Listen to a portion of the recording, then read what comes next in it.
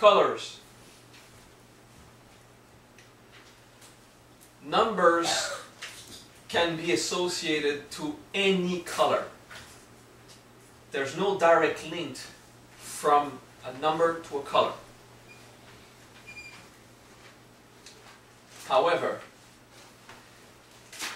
a color represents an experience. For a color to accurately support an experience, we choose a color that is close to the numerical meaning. 4 red is not the same as 4 blue or 4 green. For 1, there's no color. There's no distinction of color. So some people put it black, some people put it white. We will use the color white to represent 1, so that 0 can be associated to black.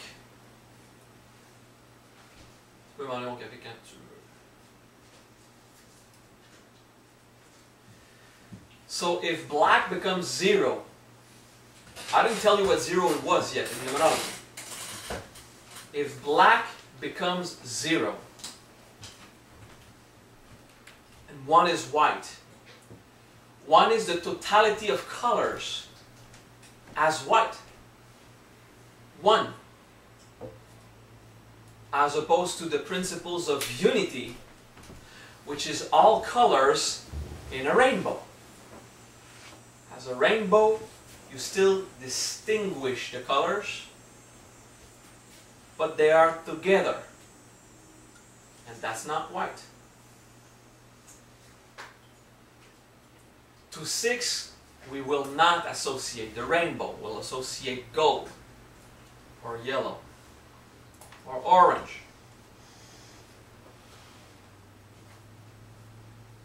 But it explains why it's white for 1 and black is 0. It's total absence of color. There is still an absence of color in 1, but it's not vacuity. It's all of it without the distinction of a color. Therefore, let's say white. In this way,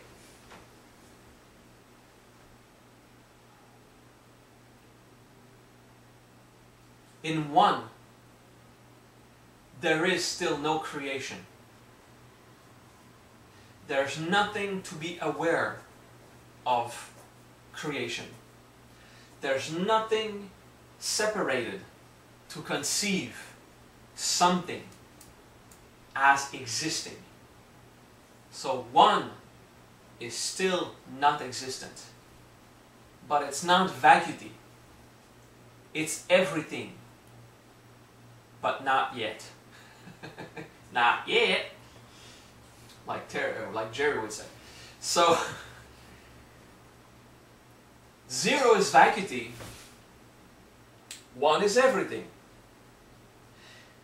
If you followed my class on metaphysical mathematics, you know that nothing and everything is the same thing.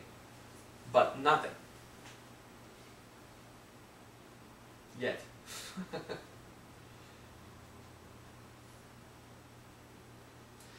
So, what is 0?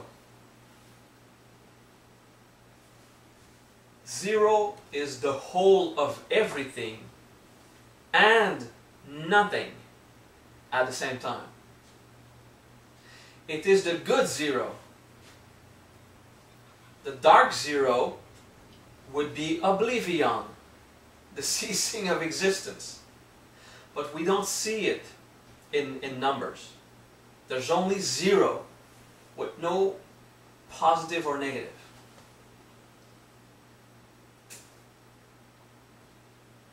So 0 is the world, everything. not the manifested world.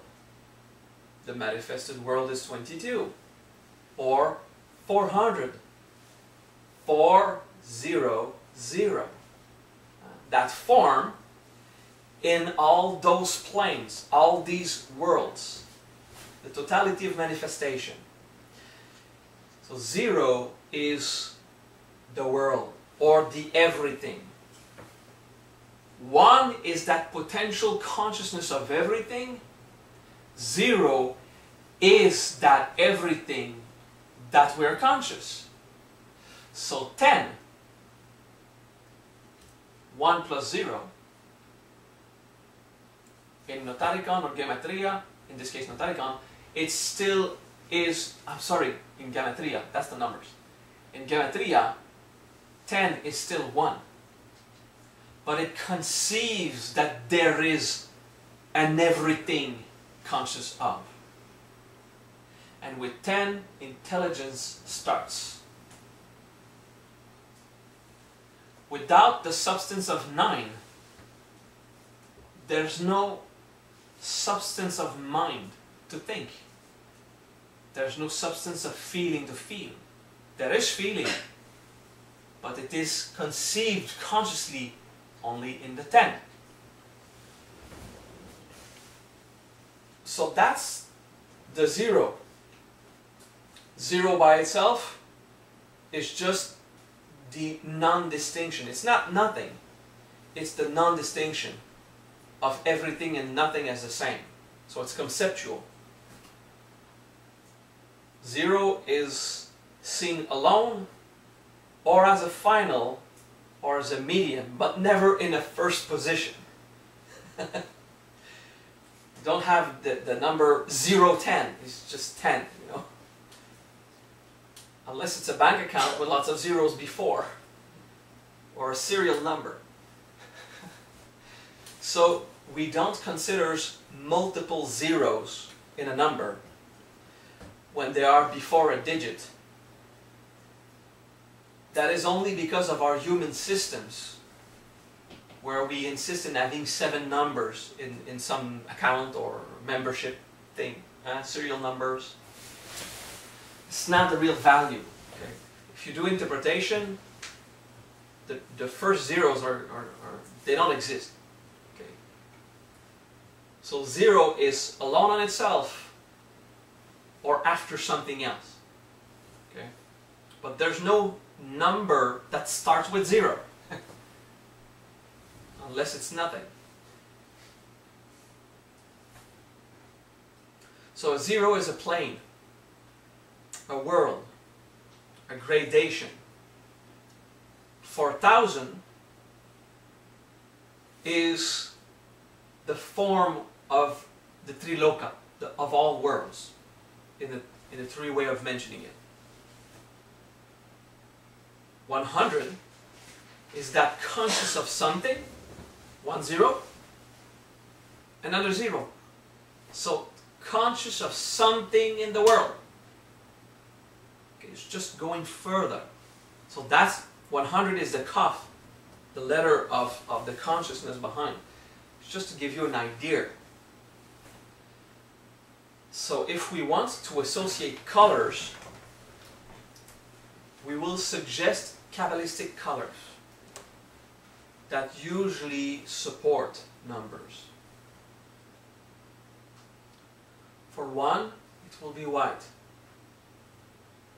For 2, it will be gray.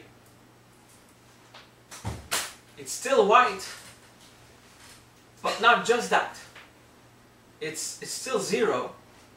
It's the black, but not just that.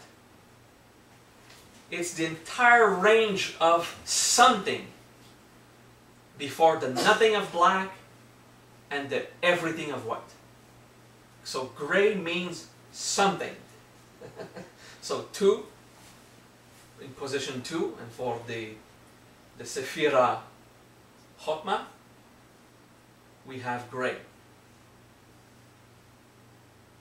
Gray means something. 3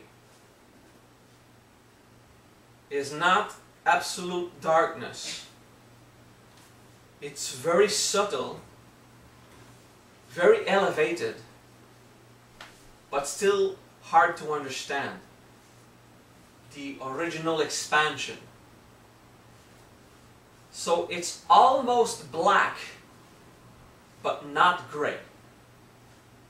Violet will be violet. It can be indigo. You know, indigo is a very dark blue, more than marine. So the color of 3 is as dark as you can go, while you still see a color somewhere between blue and violet. And that's indigo, the dropping out. For 4, it's blue. More blue than the sky when there's only the sky in the sky.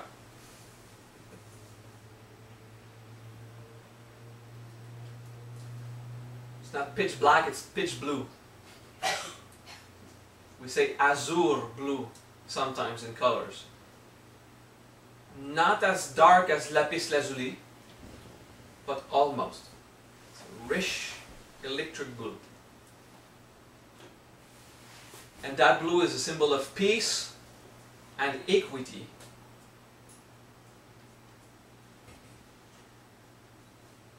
Blue does not mean form, but it means that there's something with a form. Because peace is an experience where forms are harmonious, when things happen in equity. Then blue is square. Okay? But from the mental interpretation, blue is square in metaphysics. But in the mind, you need to go through the process. Why is blue peace associated to divine justice, equity, the freedom of the passing, the square and the equity of the shape? Okay, all this. And to the stillness and harmony of blue is balanced the redness and the life of red. 5 is red.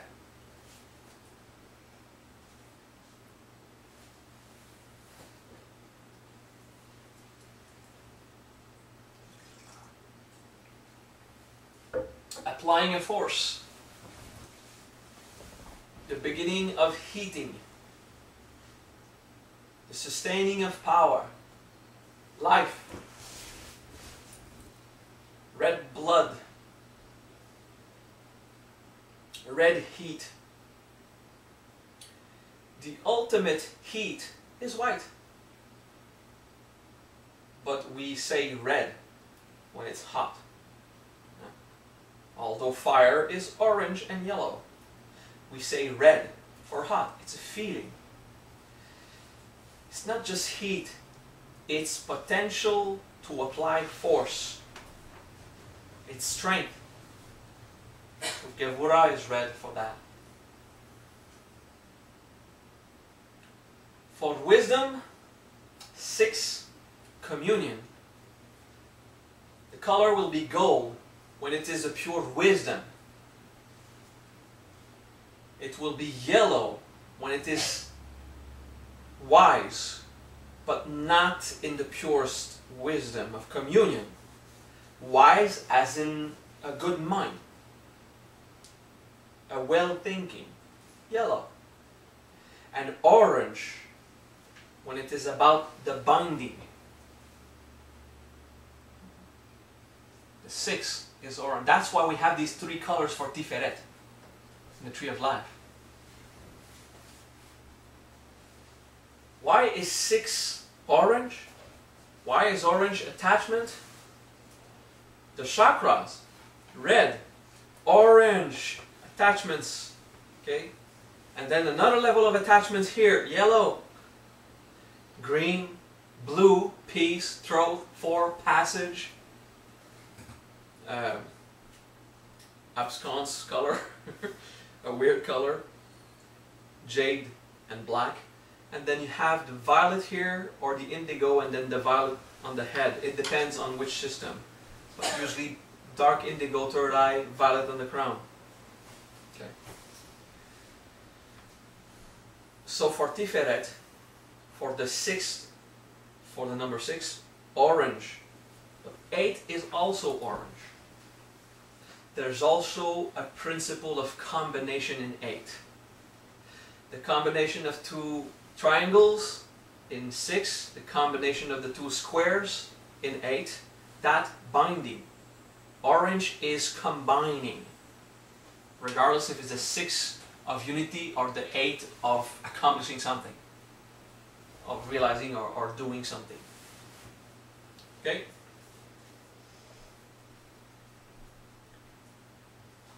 The green of compassion to 7.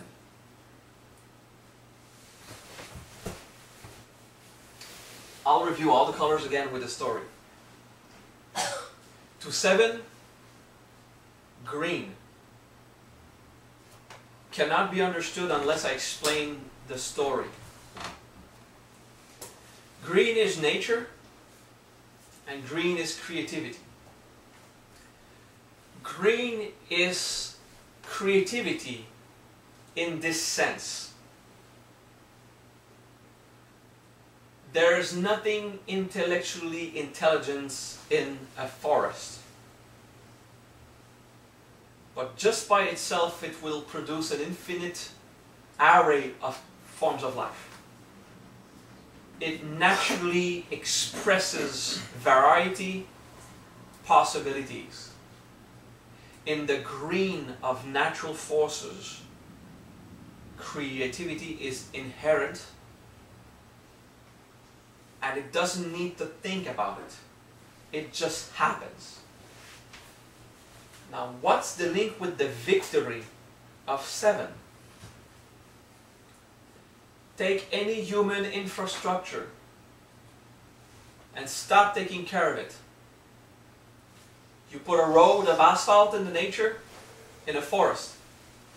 Leave it be. After 20 years, grass is coming all over. After 50 or 100 years, there's no more road. There's nothing. Unless you constantly fight against nature, it will take over. Victory. Nature has no effort to do to win. It naturally takes over. And that's the power of green.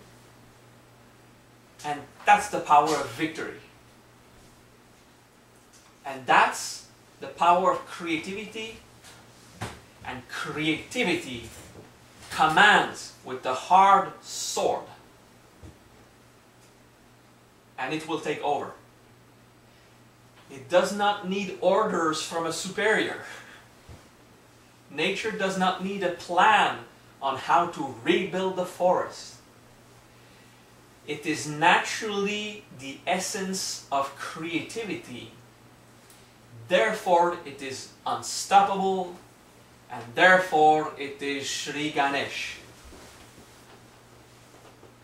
Ganesh is the red of the 5th plane, and he expresses himself as the green 7th. Okay? His victory is there.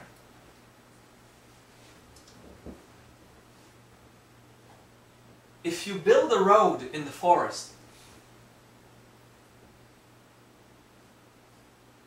and you look at it for 200 years, from there's only the forest, the many months to build it, and then the long time it takes to decay. Nature sees it like hitting the surface of water with a branch. It makes a line that just disappears. So quick it is. It's like taking a sword and slashing through water. It goes slash and it's over. it's gone. The water will just become even again. If you accelerate the forest story very quickly and compress 100 or 200 years in a moment, it's flash and it's over.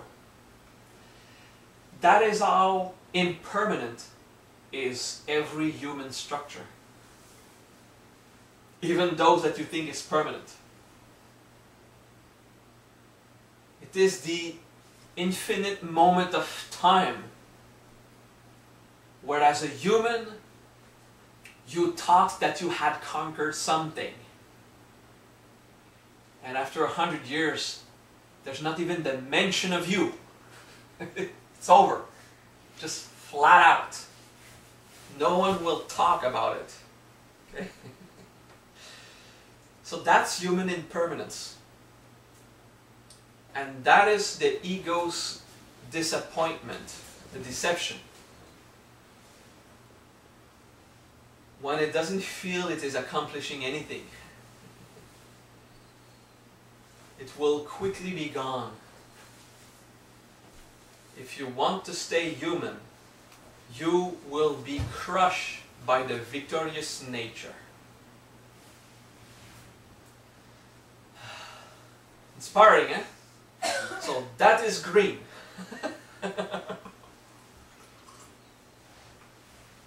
And that is why compassion is the only thing that remains. It is the victory. And it is filled with the strength of red. Like Venus and Mars are in love. Red and green also. It's these colors of that strength and that flourishing creativity, which will be the only thing remaining in the end anyway. We have trouble seeing the beauty of 7 and the impermanence of 7. And there is impermanence in 7, in that sword falling. The moment it falls, it falls. But then it's over. It's an instantaneous application of force, and it's lost. That's the 7. And that's the green. Compassion is the only thing that remains. Everything else will just fade away. The 5, the application of force, will be swiped like a stain on the surface of a table, like a stain on the surface of the earth. Good. To 8 we associate orange.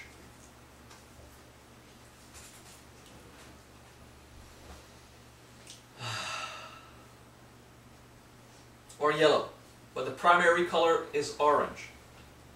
Like in 6, the primary color is yellow or gold, and the secondary is orange.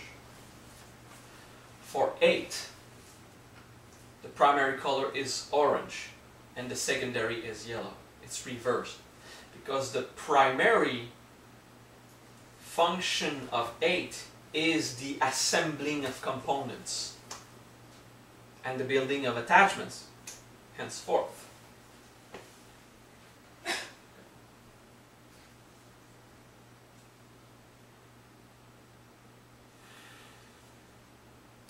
It's hard, eh? It's just staying here.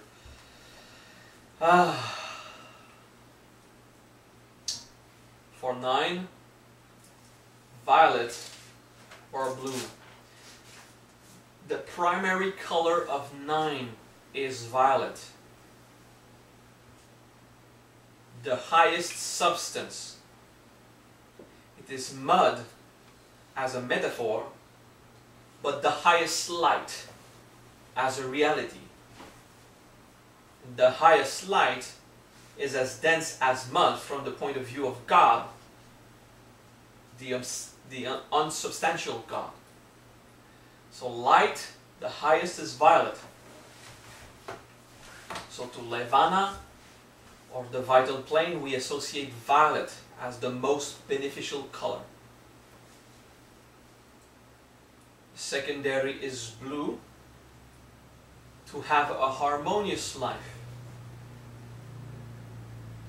Blue is a color of health. So in the vital plane, or in the number 9, the priority is the fact that you are alive, that you dispose of that high vibration. And then the need to keep it that way. So blue is secondary. Blue is keep it good. As opposed to 4, blue is primary. The priority is freedom, peace, and equity. The secondary color of 4 is violet, as what will provide movement. Okay. That's a numerical potential association. To 10, it's brown. Okay.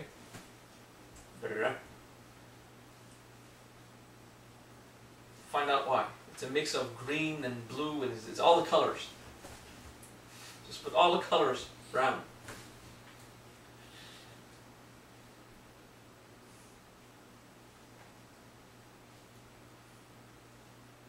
So Malkut, or 10, is a stirred rainbow. All the colors together are brown. Doesn't make gray, makes brown. The color of the earth.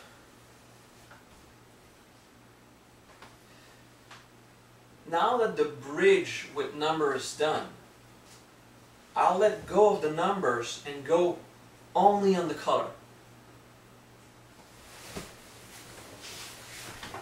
Red is life.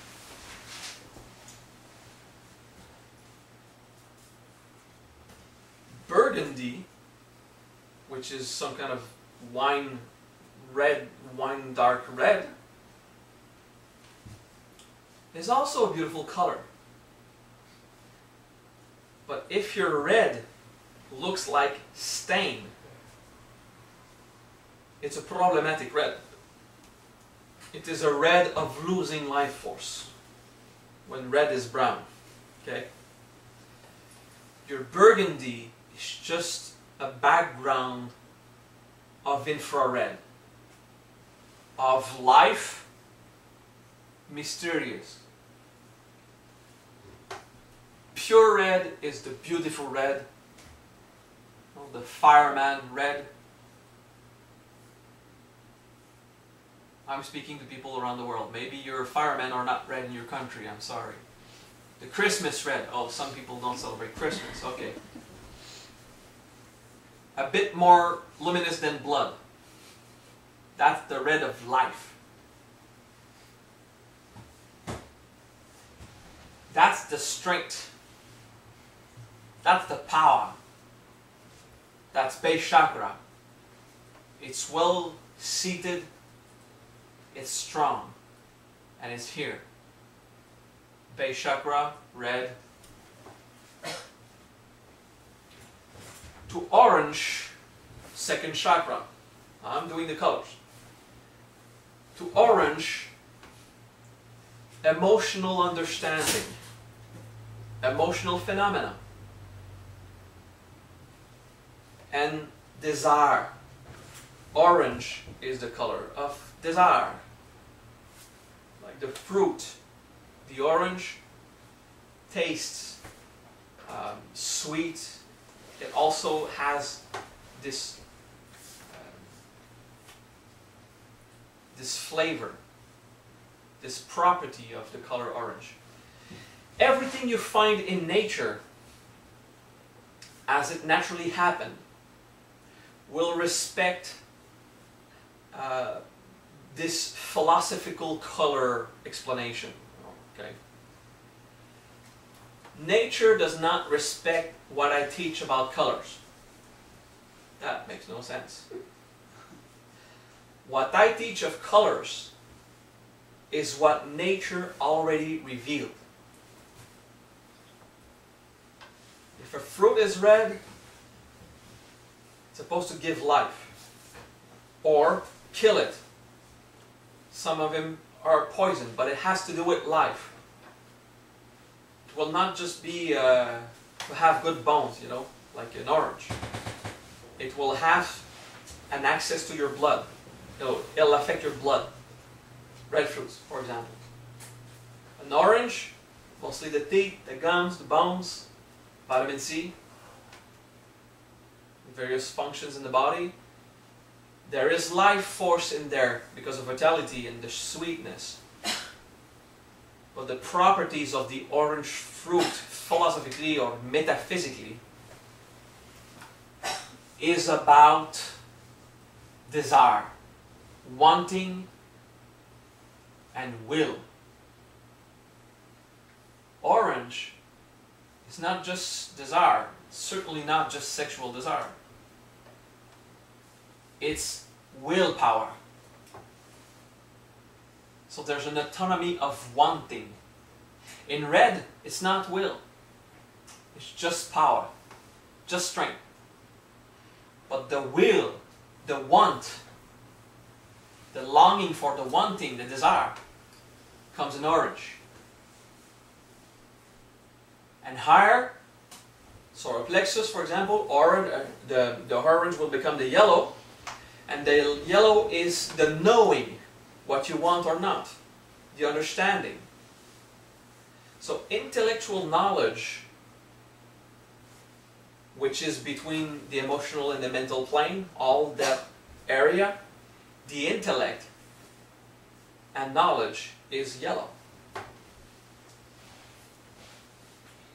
And higher than that you have green, which will be love. But that's the color following knowledge. So after knowledge there is wisdom.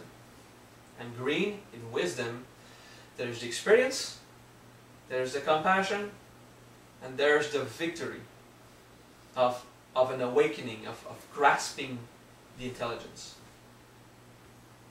So that's the green of compassion and victory and nature, creativity.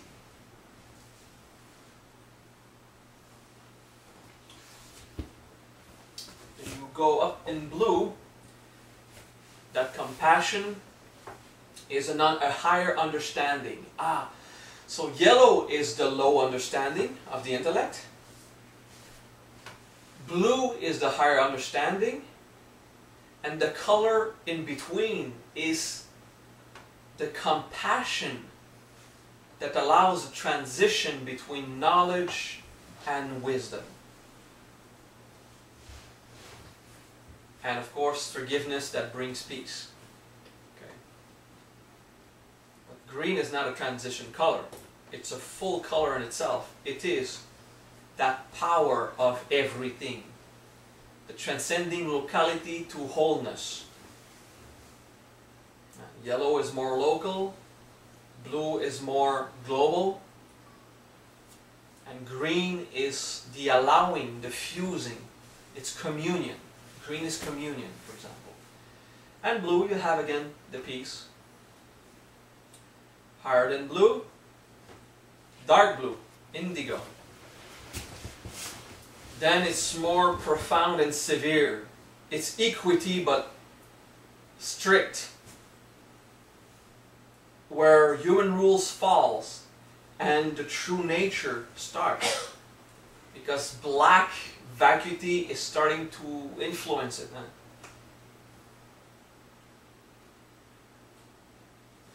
So when the blue starts to evolve to the darker colors, indigo and violet, non-distinctions start. The higher principles. So amethyst is a spiritual stone. It's violet. It has the spiritual property. Every kind of rock will follow this color guide. And if violet is the highest color of them all, before we lose color, violet is what dissolves. violet in this world of perception is a symbol of letting go of definition. So violet is transmutation. It's liberation. It's transformation. It is dissolving of the attachments which are very low. It's the opposite of the lower colors, of the need to understand. It's the beyond understanding, it's the beyond attachment.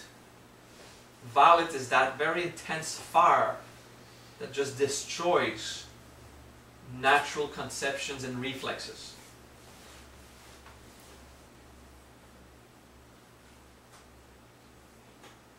So that goes for colors. Lapis Lazuli brings equity, a stable form, and a high level of life. Because it's blue with traces of gold.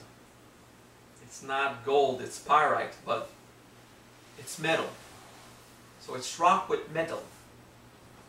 And the color is that blue with this spark of life in it. So Lapis Lazuli protects your soul. The passage, blue is the 4. So it is the allowing a proper passage, a freedom of going on to the next life, and the health stone at the same time of equity. Okay?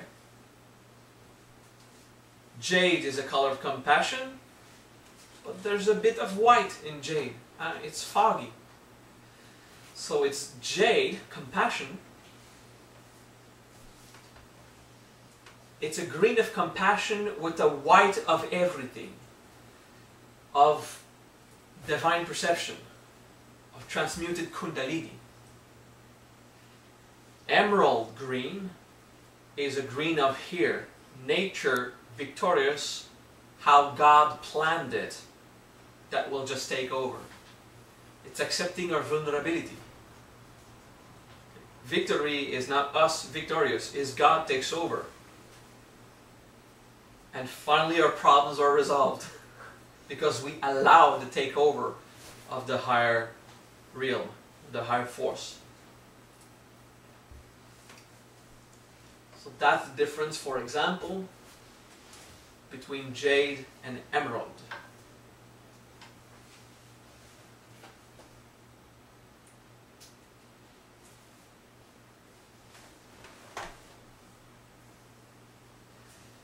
Someone was asking the symbol of snow obsidian. The clouds of white and gray coming out in the black stone. That's the bet. The first outcome of light from darkness.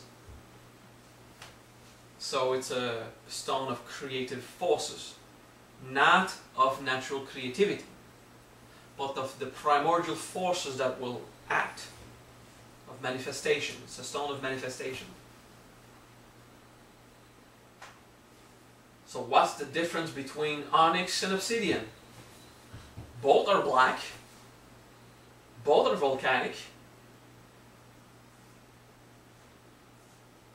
Well, both are almost identical. I think it's carbon and hydrogen. Okay, I think. Or is there oxygen in there? Anyway, for obsidian or onyx, I think onyx is the 5.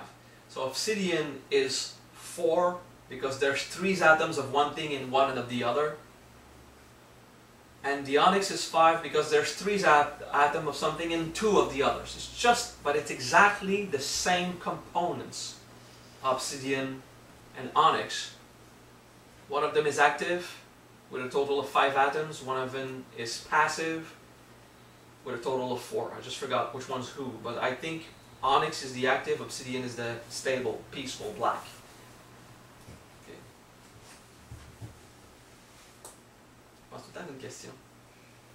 Merci, continue. A black stone is a black stone. So black agate, you can actually see the stripes. Agate has waves in the rock. So black agate, you can see the waves. So it's not a rock of vacuity. It's a rock of primordial intentions coming out. The first thing that came out of blackness. But it's not blackness. That's how to interpret the natural properties of stones.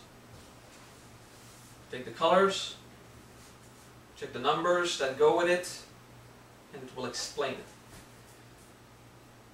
So the stone, snakeskin, we have a snake stone. It's a textured stone that looks like snake. We say is good for health, organs, healing. It is the green of creativity with the brown of the earth. And then it's a snake that is also the naga on the floor, on the floor of the forest, on the ground. Okay. So snake stone looks like snake, and it is a symbol of naga operation. A creative force, green, flowing in the earth with texture. This way of thinking stones will explain them all. So if you don't know the property of a stone, you can read it, or you can look at it, and it will reveal its true nature.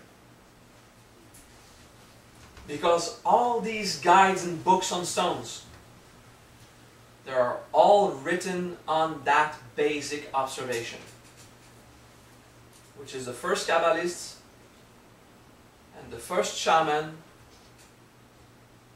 the first Hindu who got it from observing long time. And everyone who wrote books about the stones wrote these books on what everyone else wrote before. It all comes from one original observation. The level of transparency of a stone is a reference to its level of tangibility or objectivity. Clear quartz amplifies, we say.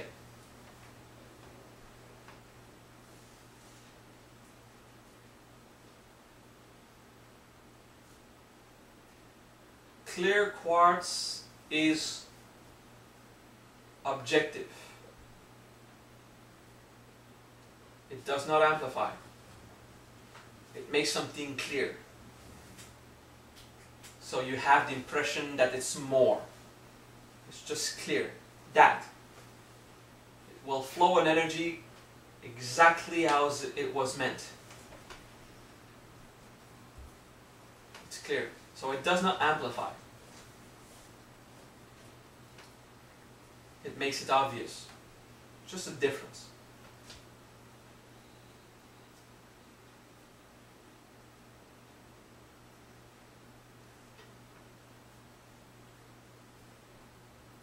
So when we use a magic wand with a big quartz, you have the feeling that the stream is more powerful.